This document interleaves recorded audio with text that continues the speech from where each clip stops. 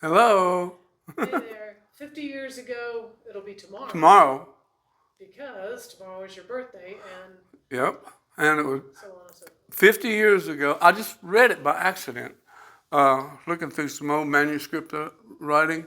And yeah, it said 50 years ago, I was loading up my red 330 GTC Ferrari, headed to Olympic Studios to start my first album with Eric Clapton, George Harrison, Jim Gordon, and Klaus Voormann. It's just totally cool. Now that's tomorrow, uh, but yeah, it's a good something to just stumble on. Well, you said that you were mentioning that somebody hit your car and all Oh that. yeah, it was England's rainy, in our roundabouts, and um, I was stopped at a roundabout, and I heard a car seize up, and I went, oh yeah, I looked in the mirror, and there they come, Cortina loaded down with mom and dad and the kids, bam, right in the back of my car, and so it was only just around from their house, and so we all went over and sat down, and I told them they were all worried about trashing my beautiful red Ferrari. And I said, that's all right. I said, don't worry about it. And so I said, I can get that fixed, as long as y'all are all right. I left and went on. I was sitting, had just pulled up to the front of the studios. This is an old movie theater building, that's what it looked like to me.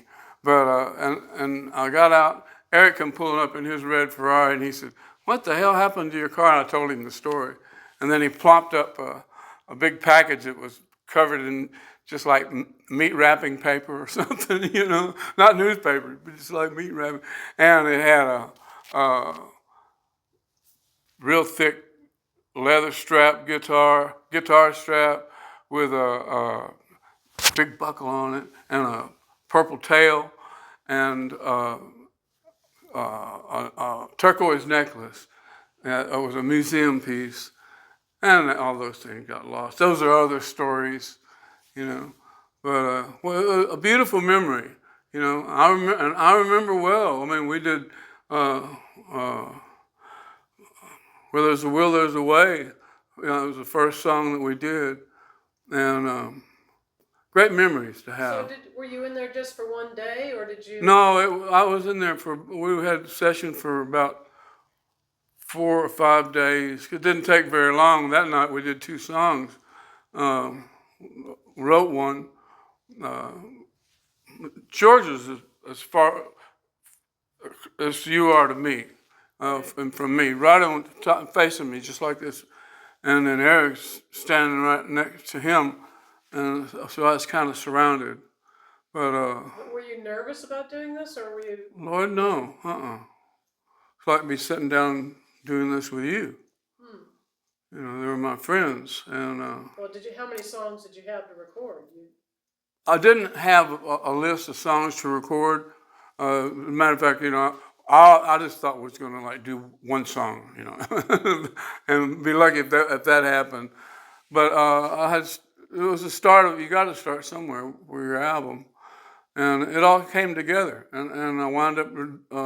I never knew what I was gonna do.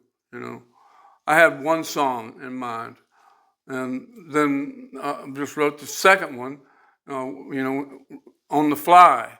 It's easy to do when you're with great players. Uh, Everyone of like mind and has an understanding of what's going down to uh, make this come to light, like the song Layla when we recorded that, and that whole album. Everybody knew what it was about, and so it flowed, on its own, without anybody having to. What are we going to do next? Because something would happen. Key to the highway. I don't know, but we didn't have a plan of action. We knew that it would be fulfilled one way or the other. It's a good thing. It's a Sure. good thing. So Historical. how many days did it was you, Klaus, uh, Jim Gordon, Jim Eric Gordon, Clapton, Eric, and and George. It was 3 days. so all of you were there for the 3 days. Yeah, yeah. But and Jim was getting along with Eric. Well, the thing was about that, because we really had, the band dissolved, you know. Right. Eric had his back to Jim, and Jim was in the drum booth, and he stayed there all night long. So did they talk to each other? And Or then was Klaus Foreman was sitting right there. No, they didn't talk to Jim at all. I mean, nobody had to tell Jim Gordon what to play. He already had it okay, worked but out. there was no communication between Jim and Eric or Nobody. anything like that. Uh-uh. And you still were able to record that all amicably, yes? What? You were still able to record all of that with no problem. Yeah, no problem, because everyone knew what the problem was, and that didn't stop the music, you know. Well, As that's a good. matter of fact, it enhanced it, because he stayed in the drum booth where he belonged, you know. Not out there getting in the middle of trying to put together a song, you know. He just stayed there. It was good. I mean, Did you bring anybody else in to do the record? Chris Wood, Andy Johns, Glenn Johns' brother. Andy was my co-producer and engineer, and Chris Wood, a saxophone flute player, he came in and did a thing. But that was it as far as outside help, you know, in England anyway. You did actually get a lot of press on that particular record, didn't you? Yeah. And what happened with all of that? Everything happened, you know. Meaning? Everything happened, and it dissolved, you know. Everything happened the way it was supposed to. Well, I did another. I got hooked up with Jimmy Miller and George Greif, and Jimmy was Rolling Stones producer, and George Greif discovered Jose Feliciano was a well-known. He was Jimmy's manager as well. Anyway, I got hooked up with them. We got ABC Dunhill, you know, and a lot of things. It was just everything was rolling, Right. you know, and I was enjoying what was going on, even though I look back now and go, I really wasn't enjoying it, because I wouldn't do that now. You know, knowing what I know. But So did you tour at all? yeah, but it's not worth. There's nothing memorable, you know. I mean, we play in a bunch of joints, and well, the Bottom Line in New York City and some other places. But like we were playing a date at the place, and it looked like a submarine. Literally had round glass going down the sides across the street from Maple Leaf Gardens, where I just played like 6 months prior to that night with the Dominoes, you know. Wow. So I mean, everything changed and changed drastically. I didn't see myself doing that for the rest of my life. Right. You know, it was something that I was enjoying. I'm really good at doing what I do, singing and playing and painting and writing songs, whatever. You know, I'm really good at doing it. But I wouldn't want to isolate myself and say, this is the one thing that I'm going to dedicate myself, and I'm only going to do this for the rest of my life. That would be really cutting my nose off to spite in my face. Now, I mean, it's great. I'm happy of Eric and his success and all those guys when they did their solo thing.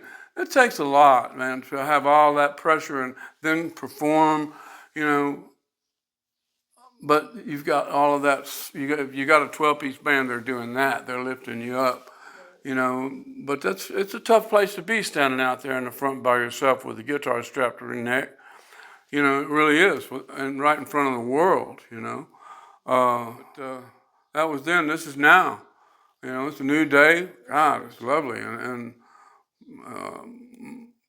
new life. I'm gonna be 76 tomorrow, and I've got a well full of wonderful memories, you know, and some not so, but more so than not. Everyone's life is like that. Yeah, but this is the one we're talking about right now. That's true. You know, it's my birthday. Oh, excuse me. I know it's your Yeah, my birthday. Not the world's birthday, but mine. So everybody has to wait until What tomorrow's over. what I meant was everybody has ups and downs, is what you were talking about. So I said everybody has ups and Yeah, downs. well, it all gets put together. You know, eventually, no matter what it is, it will serve its purpose whether it's together or not. You know, the whatever has gone down, the incident or place in life, you know, it all serves its purpose. You know, good, bad, and indifferent. You know, it goes to make us who we are right now. You know, and this moment here's the one that's counting. So we're You always know, evolving, hopefully. yeah. Well, a lot of people aren't aware that they're growing. You know, they're just living. You know, and not really doing that. You know, I did that. You know, there's a time I knew when I was doing it too, but so that was I was living but not living at the same time. But I knew that phase in my life was not going to be a forever dispensation. You know, I knew that I would. Those were lessons that I was learning along my way. You know, along my life's highway, and I'm still learning them, especially since taking up painting. Uh, it's the same ball, just a different game. You know. It is. It's the same world. It's a creative world, you know. Thanks to all you for asking us to do another video. And we had to like, okay, we got this, and Coco's recording, and I'm painting, and then she's decorating, and and I'm trying to help out. We got the little ones to look after. I mean, life's beautiful. It's really fulfilling. So So that's all right. tomorrow, We can say goodbye and well, thank you guys very much wait a minute, but for tomorrow dialing in. you look so fine. I want to keep going. But I was going to say that tomorrow is your birthday, so happy 76th birthday to you. Yeah, tomorrow. Thank you very much. Of course, honey. And that's it, I All guess. right, that's it. Till next time. And now, a final word. There's too many. Too many words to pick from.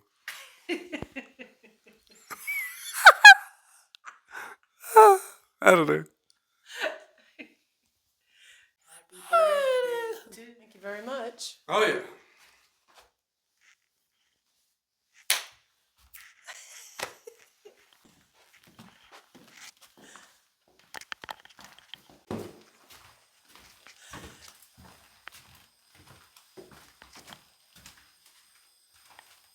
Come into my parlor. Welcome to hell. Welcome to hell. Those are nice. I like that one. Yeah. All right. Boy is up there. Okay.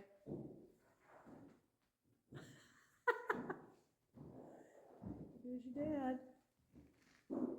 What's he gonna do? Gonna go outside?